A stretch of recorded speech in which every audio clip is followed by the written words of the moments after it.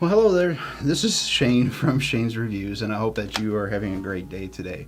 Today we're going to be talking about Westlake Soul, which was wrote by Rio Ewers, and it was actually recommended by one of you fantastic people. It was Castle. What a name.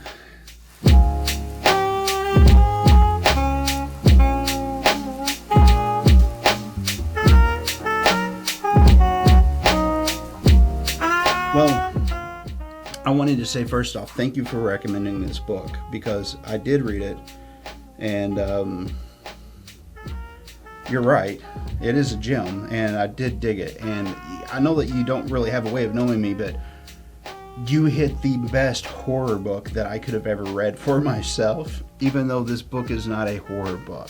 And the reason why is because it's just the fear of being trapped inside of yourself. That, not being able to communicate, not being able to actually engage with anybody else is such a frightening concept to me. So well done. Your recommendation certainly got me uncomfortable, but with reason. And it was a really good story on top of it all. In just real quick fashion, the story follows a person that you get a little bit of them up front. The name of the person is Westlake Soul.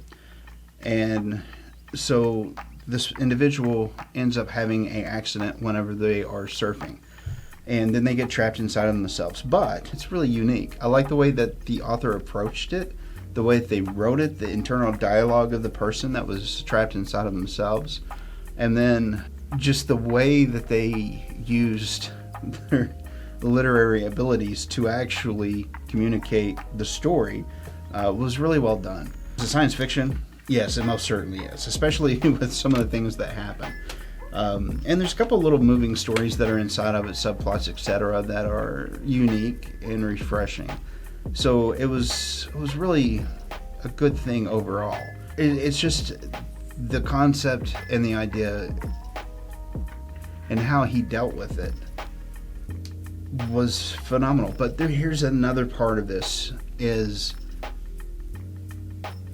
the book is actually a little bit more serious than the lightheartedness that it exudes. And that is, the people that are living in these familial situations where things are really hard for the parents to handle that type of a thing.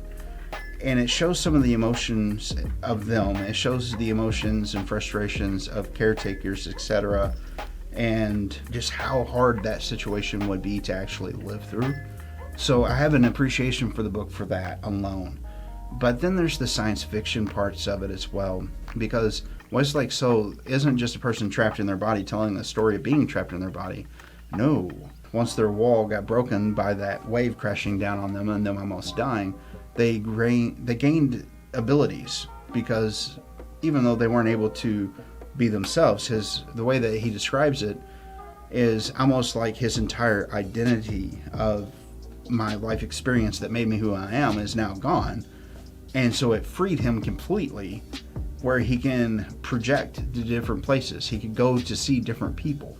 He can interact and talk with animals, even though the way that he talks with them is given to us in normal dialect. The way that he describes it is, well, if you read the book, you'll find out. So, I mean, it was really, really cool to see that. And then there's all the chase scenes and him trying to escape so that he can continue to survive. He knows that his life is coming to an end very soon. And then that is backed up also not only by his mental state and what he's going through, but his family has decided that it's time for them to stop because he's not coming around.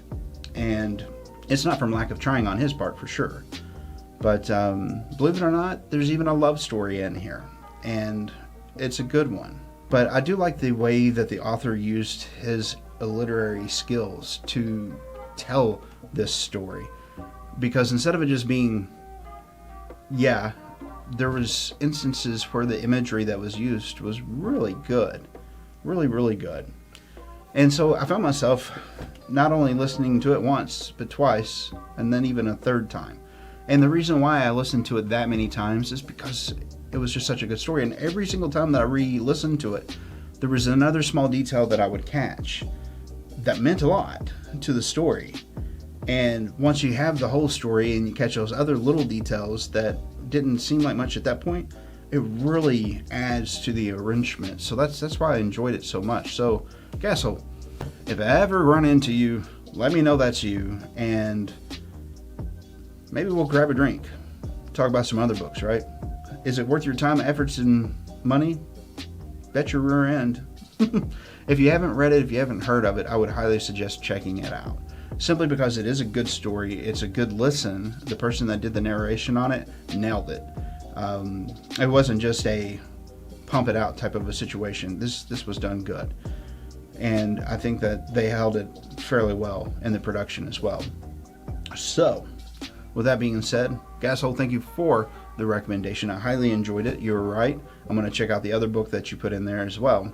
And if any of you guys and gals have any other recommendations like that, let's do it, because I think that most of the people that watch this channel, they're going to enjoy that book as well. So we really appreciate you sharing that with us. Very, very cool.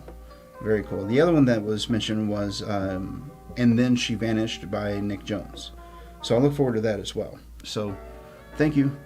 Thank you very much. Now, if you've made it this far, you are my personal hero. You are the antithesis of Mr. S or Dr. S or whatever it was that he was referring to, the other identity.